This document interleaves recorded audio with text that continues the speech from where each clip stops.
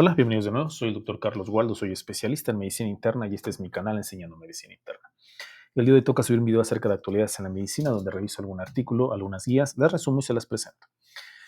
Y el día de hoy me encontré con un artículo que me pareció bastante interesante, sobre todo porque aborda la problemática acerca de las complicaciones en los pacientes con catéter, catéter venoso central. Y no me refiero específicamente a las complicaciones que se presentan durante la colocación, ¿no? Que hoy en día ya estas complicaciones deberían de ser las mínimas si se realizan bajo una visión directa, se puede decir entre comillas, con un ultrasonido. Estas complicaciones se reducen considerablemente. Obviamente habrá hospitales y lugares en donde no se tiene la posibilidad de tener un ultrasonido y entonces esta colocación a ciegas pues sigue siendo un problema bastante importante. Las complicaciones durante la colocación, neumotórax, hemotórax, eh, lesión vascular, etcétera, etcétera. Sin embargo, este artículo no abarca esa problemática en la colocación. Este artículo nos habla más sobre las complicaciones que se presentan una vez que ya se colocó el catéter. Una vez que ya tenemos el catéter, ¿cuáles son las complicaciones más frecuentes a las que nos enfrentamos con este tipo de pacientes? Y me pareció bastante interesante. Vamos a empezar con la plática a manera de introducción.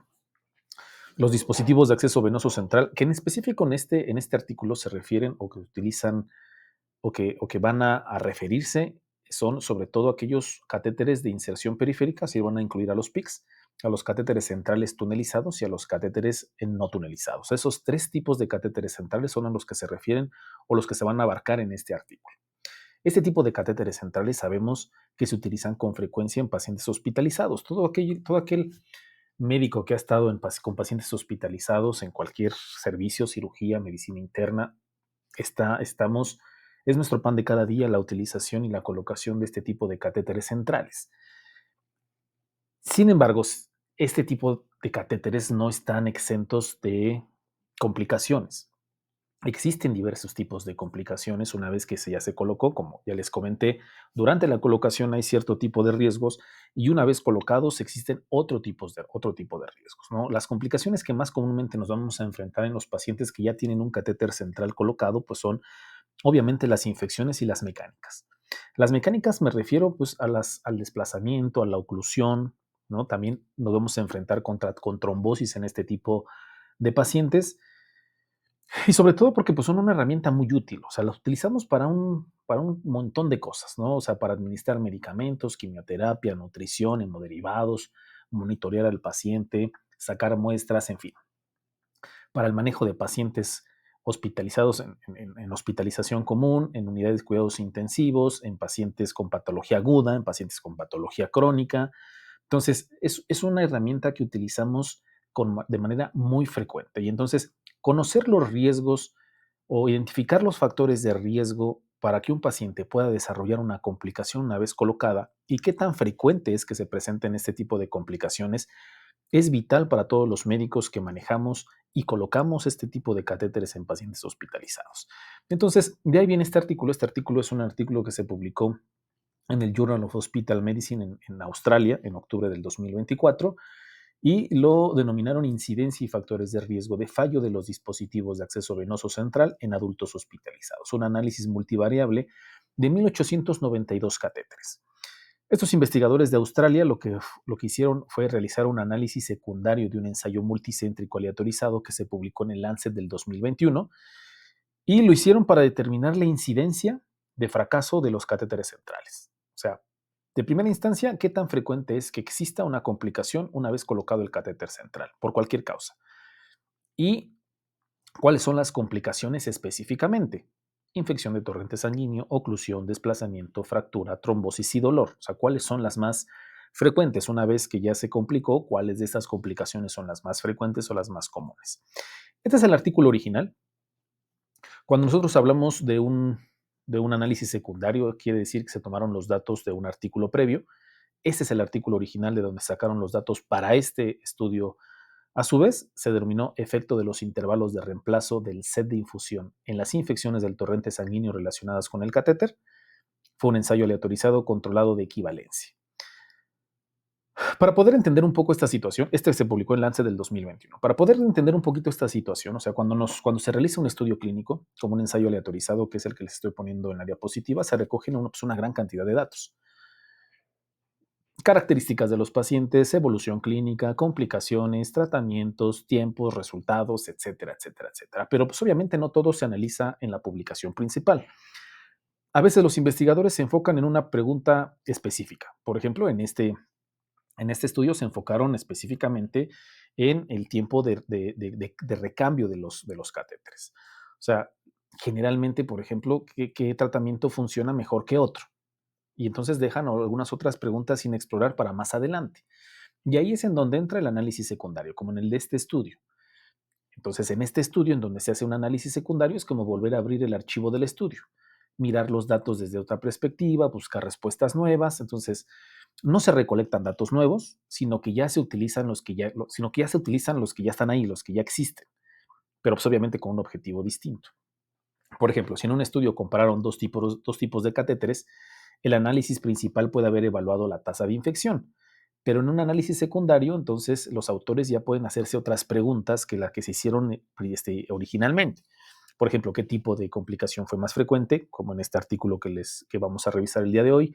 ¿Influyó el lugar de la inserción? ¿Hubo diferencias entre los hospitales? Etcétera. Entonces pueden utilizar los mismos datos que tenían previamente para hacer un nuevo estudio. Entonces, eso es lo que se llama un análisis secundario y esto es lo que es este estudio.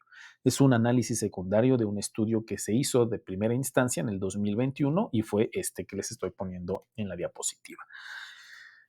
En cuanto a la metodología, como ya les comenté, es un estudio entonces de análisis secundario de un estudio aleatorizado realizado en 10 hospitales australianos entre el 2011 y el 2016. En ese primer estudio se incluyeron a 2.941 pacientes hospitalizados en unidades médicas, quirúrgicas, oncológicas y de cuidados intensivos. El objetivo original en ese estudio del 2021 fue evaluar el impacto de extender la frecuencia de cambio de los equipos de infusión de 4 a 7 días en pacientes con catéteres venosos centrales o arteriales. Pero para este estudio, para este que vamos a analizar y es el que me interesa platicar con ustedes, se incluyeron de todos esos 2.941 pacientes, se eligieron pacientes que tuvieran más de 16 años, con un catéter central, que utilizaran por lo menos 24 horas y que tuvieran una expectativa de utilizarlo por lo menos durante 7 días. Se excluyeron aquellos pacientes con infecciones del torrente sanguíneo recientes o con dispositivos ya manipulados.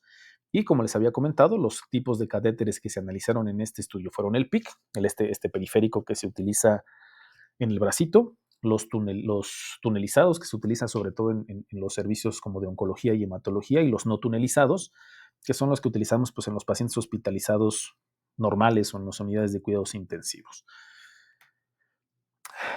El objetivo principal, lo que buscaron en este segundo análisis los autores, fue ver la incidencia de falla de los catéteres centrales por cualquier causa.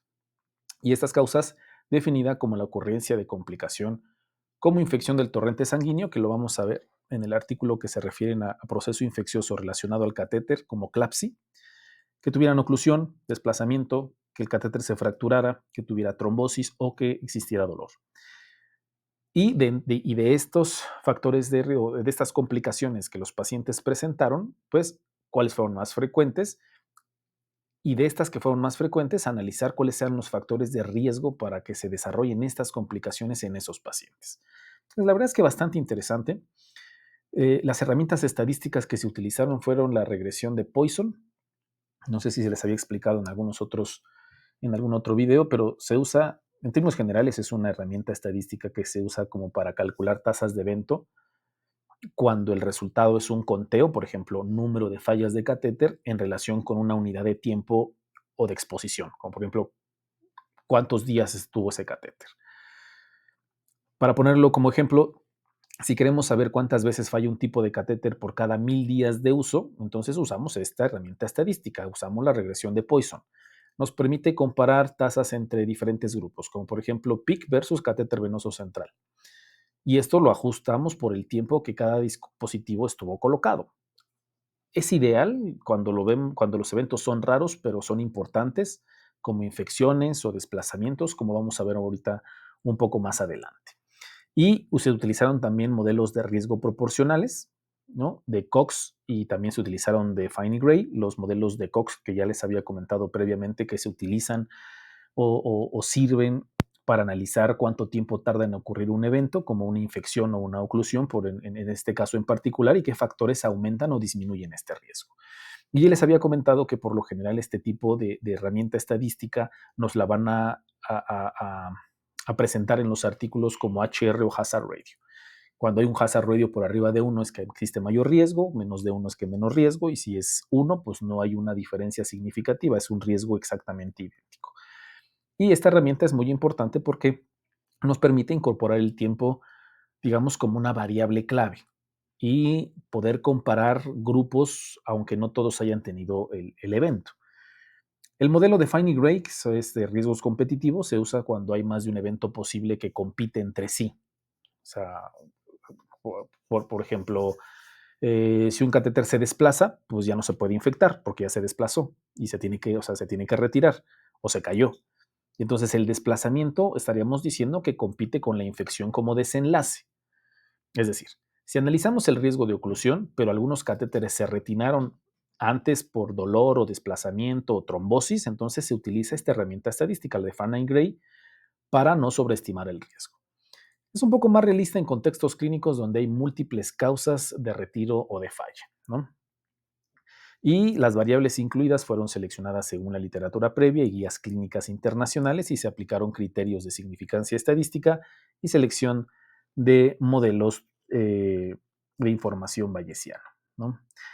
En cuanto a los resultados, de los 2.941 pacientes que se incluyeron en el estudio principal, en el primer estudio del 2021, solamente se utilizaron 1.892 pacientes que tuvieron dispositivos de acceso venoso central.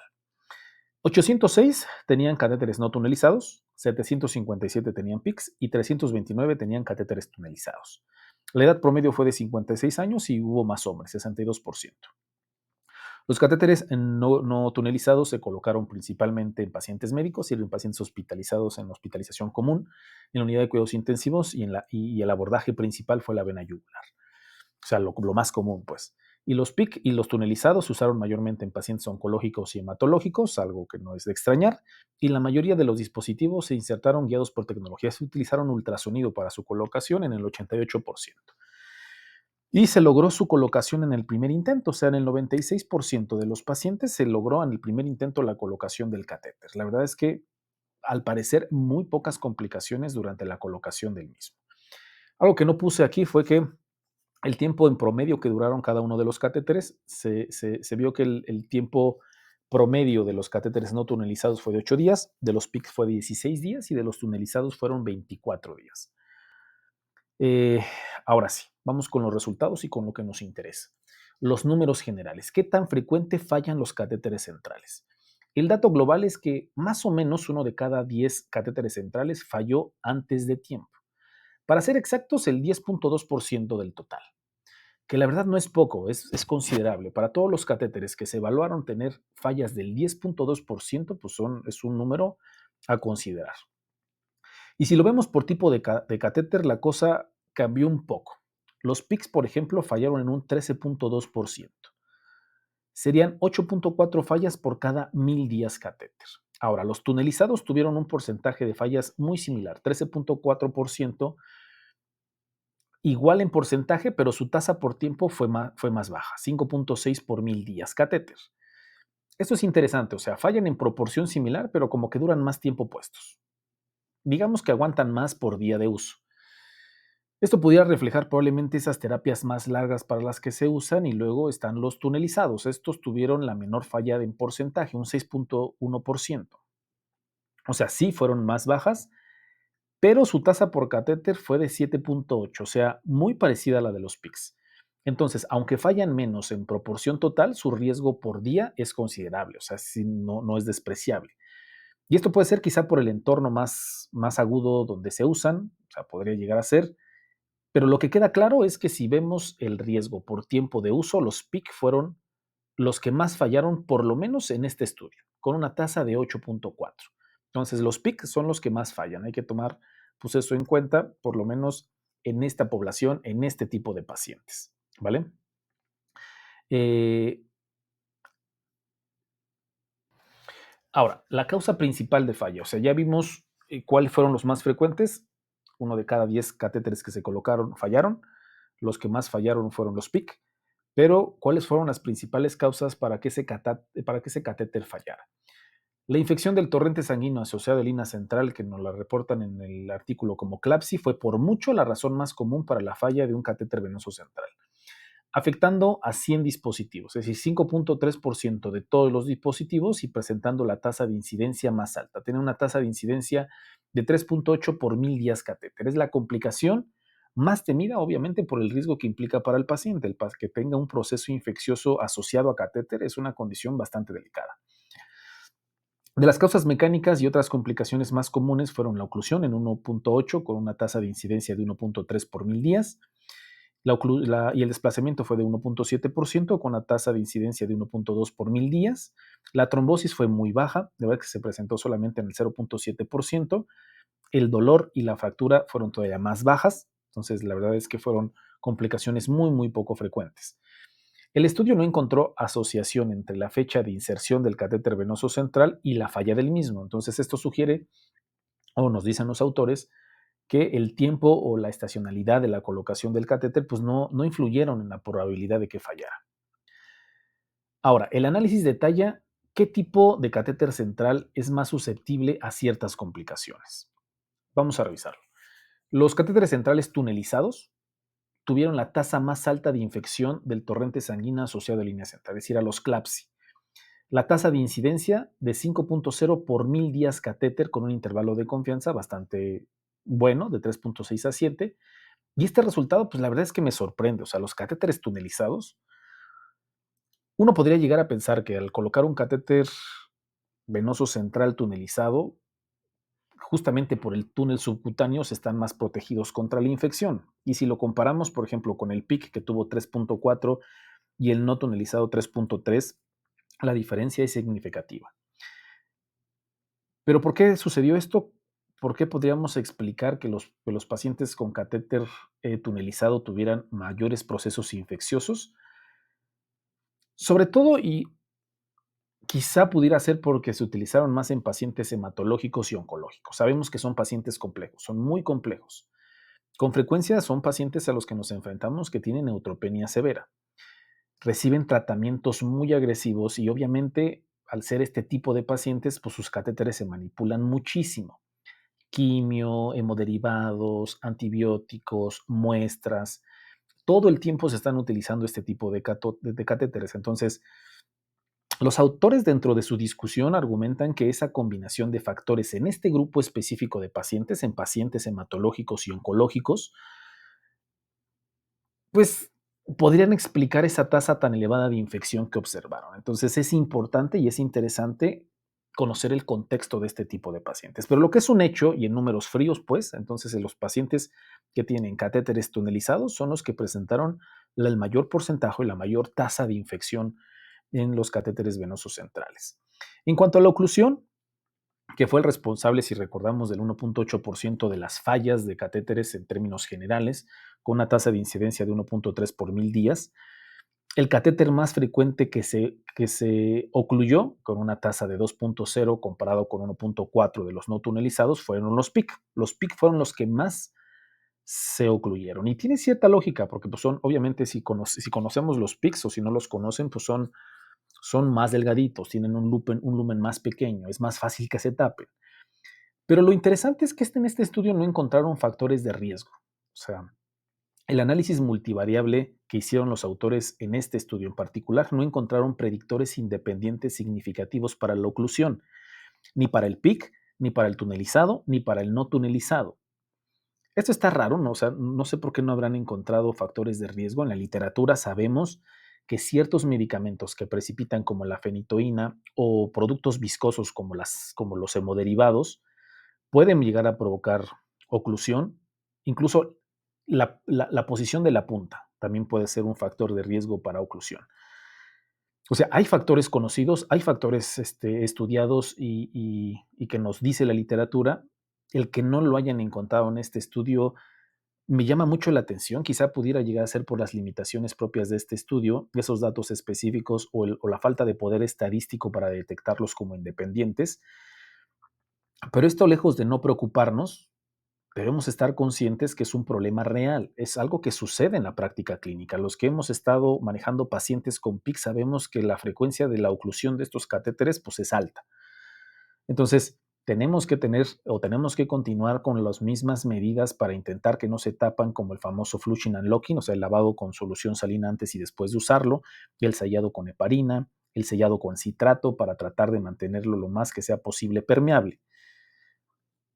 Estas prácticas siguen siendo esenciales y no tenemos que pasarlas por alto, aunque aquí no saliera, aunque específicamente en este estudio no nos lo hablan.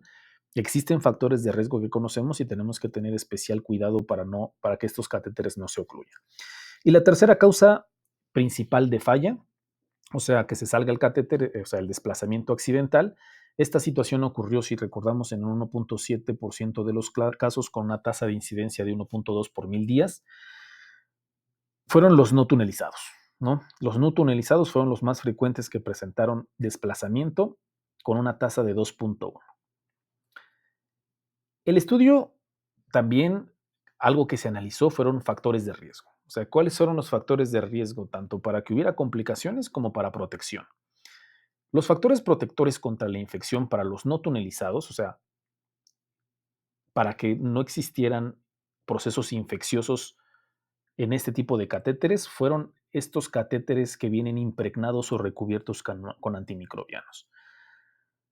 Yo, en lo personal, no conozco este tipo de catéteres. Había escuchado que existen, pero por lo menos en los hospitales públicos en donde yo he laborado no he visto este tipo de catéteres que tienen como ciertos apósitos o esponjitas antimicrobianas en el catéter central. Este tipo de catéteres, por lo menos en este estudio, fueron muy protectores. Redujo el riesgo de infección en un 77%, es decir, un hazard ratio de 0.23. Es muchísimo, es casi un 80% de reducción. Pero aquí viene el pero. El dato preocupante es que en este estudio, solo la mitad de los catéteres que eran candidatos a usar este tipo de protección antimicrobiana, es decir, este tipo de catéteres, realmente solamente se utilizó en el 50%. O sea, hay una brecha enorme entre la evidencia y lo que se hace. Esta es una llamada de atención fuerte sobre usar este tipo de catéteres ya que existen. Si ya existen y pueden prevenir procesos de infecciones, deberíamos de usarlo. Pues obviamente en los hospitales públicos va a ser un poco difícil que se utilicen seguramente por los costos de este tipo de catéteres. Pero bueno, fue un factor protector para la infección la utilización de catéteres no tunelizados con esta impregnación de antimicrobiano o estos apósitos antimicrobianos. Para los tunelizados, factores protectores contra la infección fue recibir lípidos intravenosos. O sea, como parte de la nutrición parenteral, utilizar lípidos intravenosos se asoció con un 68% menos riesgo de infección, es decir, un hazard ratio de 0.32. Los lípidos. No está claro el mecanismo de por qué genera esta protección en este tipo de catéteres.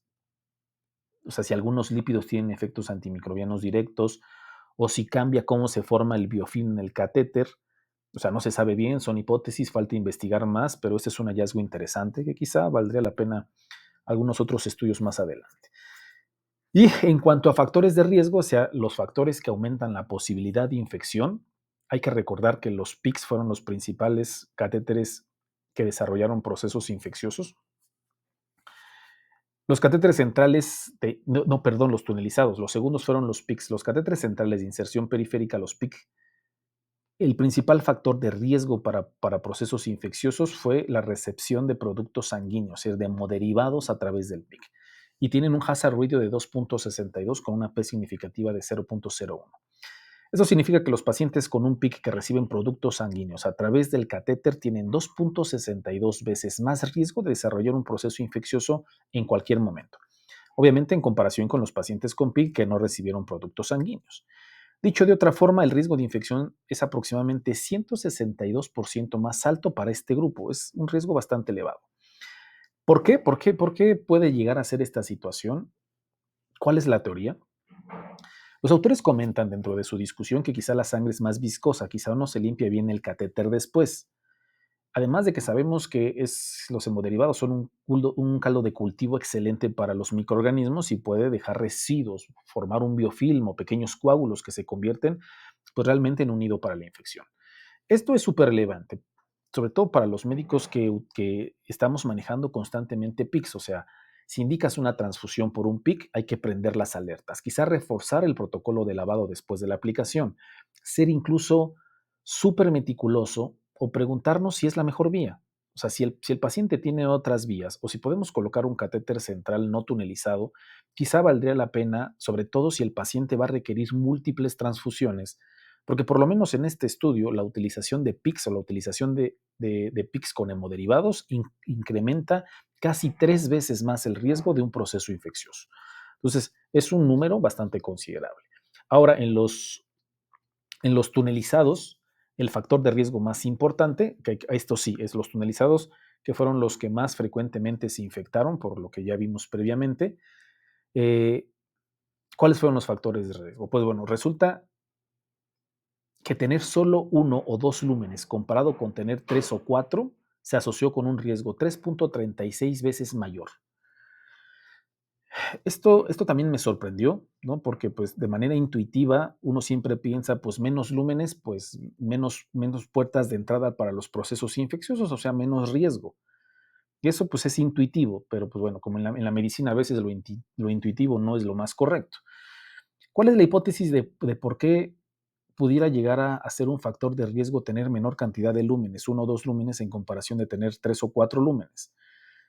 Los autores también comentan en el estudio que en estos pacientes tan complejos como los oncológicos, que necesitan muchas cosas a la vez, quimio, hidratación, antibióticos, nutrición, hemoderivados, si se tienen pocos lúmenes, pues ¿qué es lo que sucede? ¿Qué es lo que obligamos a la enfermera o nosotros mismos a realizar? Pues utilizar llaves de 3 vías, utilizar conectores en Y, utilizar bifurcadores. Entonces, todas estas situaciones, pues multiplicamos las conexiones y cada conexión, pues es un punto potencial de contaminación.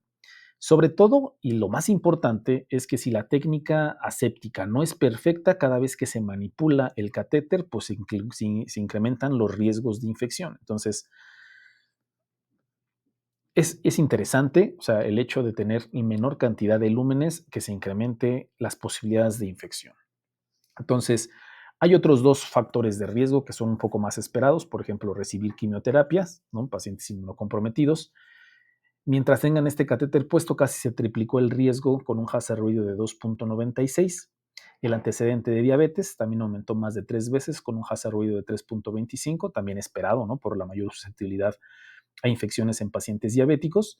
Pero entonces el mensaje es en pacientes oncológicos o diabéticos con un catéter tunelizado, especialmente si está con quimio o si el catéter tiene pocos lúmenes y requiere mucha manipulación, pues aguas, ¿no? Vigilancia máxima y pensar en una infección temprana. Ahora, en cuanto a los factores de riesgo para su desplazamiento, sobre todo de los no tunelizados, que fueron los más frecuentemente afectados por esta situación, se identificaron 2 factores muy claros, uno para cada tipo, para los no tunelizados y otro para los PICs. El factor de riesgo más potente, pero por mucho, en el catéteres no tunelizados, fue que este catéter se hubiera insertado en otro hospital antes de que el paciente llegara al hospital del estudio. ¿Qué tan potente? 7 veces más riesgo. O sea, un hazard ratio de 7.06. Es brutal, es una brutalidad. Algo pasa en el traslado, algo pasa entre hospitales. Se aflojan las fijaciones, no se revisan bien al llegar, no se sabe con certeza. Es una hipótesis, pero sugiere pues una vulnerabilidad importante en el proceso de transferencia. Se debe de poner muchísima atención en la comunicación y en los protocolos de traslado porque 7 veces más riesgo es una barbaridad. Y en los PICs el principal riesgo fue tener una infección sistémica activa, o sea, sepsis, cuando entraron al estudio. Esto aumentó el riesgo de desplazamiento 2.72 veces, casi el triple. ¿Esto por qué se podría explicar? O sea, ¿por qué una infección haría que se salga el PIC? Los autores nos comentan que pudiera ser varias cosas. Un paciente que tiene sepsis, pues obviamente es un paciente que tiene diaforesis importante. Y la humedad hace que los apósitos que fijan en el catéter pues no se peguen bien. Además de que la sepsis puede generar agitación, delirio, el paciente se mueve más, se puede jalar el catéter sin querer y pues obviamente como es un paciente grave que tiene sepsis, que está infectado, pues obviamente el catéter se manipula más. Y esto puede generar que haya una tracción accidental. Entonces, esto resalta la importancia de cómo fijamos los catéteres. Estas 2 situaciones en específico hacen énfasis en esa situación. No es un detalle menor. Y para los médicos que recibimos un paciente trasladado con un catéter no tunelizado, lo primero debería ser echarle un ojo a la fijación y si vemos algo raro, reforzarlas. Y si tenemos un paciente que empieza con fiebre, o sea, con datos de sepsis, con delirio, pues tenemos que tener un especial cuidado con esa línea, asegurándonos de que esté bien fija. Entonces, la fijación, pues es una seguridad activa propiamente dicho, ¿no? Entonces, la conclusión, los autores nos ponen todo este rollo, se los leo de manera textual. El fallo se produjo en uno de cada 10 catéteres venosos centrales. Los pacientes con mayor riesgo de infección del torrente sanguíneo asociado a catéter son aquellos con catéteres centrales de inserción periférica que reciben hemoderivados o sin antimicrobianos.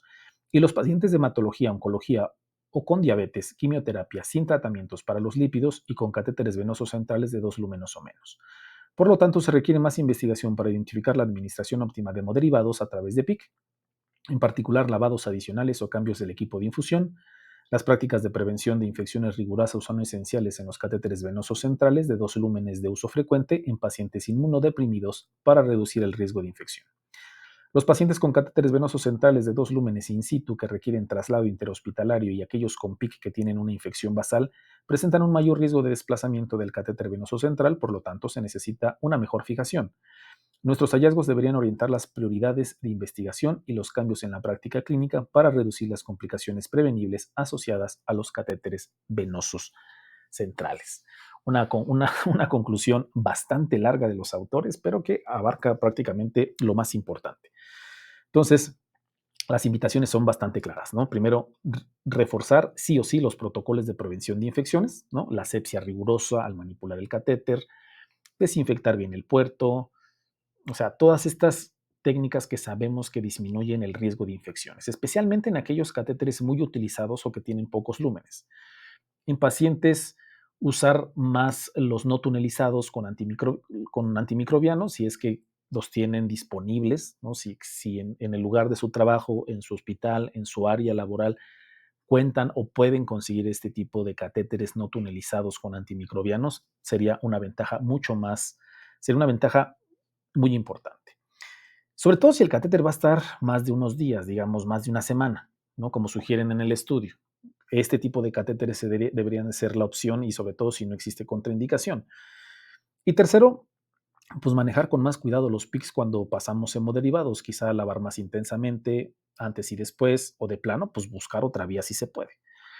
Y la fijación, ¿no? Como ya les había comentado, la fijación no es negociable. Hay que estandarizar y mejorar cómo aseguramos todos los catéteres, pero poner atención crítica en aquellos pacientes que nos están trasladando.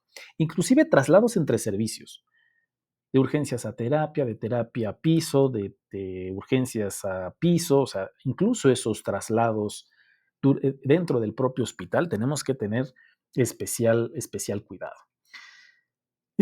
Y en pacientes con infección, fiebre o agitación, también tenemos que tener especial cuidado en los pacientes que tienen PIC, también en los pacientes con no tunelizados. Pero pues obviamente como todo estudio y como siempre les comento, todo estudio tiene sus limitaciones. Este estudio en particular pues es un estudio con datos de Australia, no sabemos si aplica igualito en México o algunos otros países de Latinoamérica. Habrá que ver estudios que se hagan en estas áreas.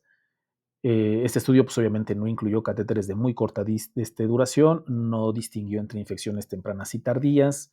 Es un estudio observacional, ¿no? Vemos asociaciones, pero no podemos decir que una cosa causa la otra, o sea, por lo menos con certeza absoluta.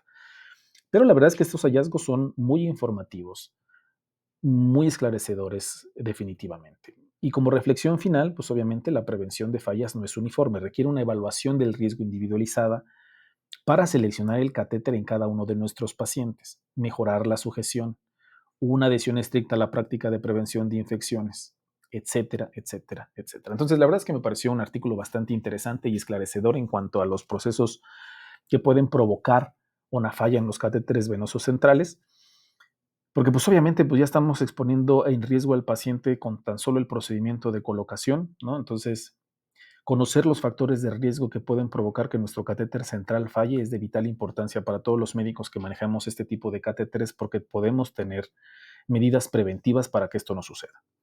Y medidas preventivas tan sencillas como estar vigilando este tipo de catéteres en situaciones muy particulares y específicas, en la colocación de hemoderivados, pacientes que tienen sepsis, pacientes trasladados, etcétera, etcétera.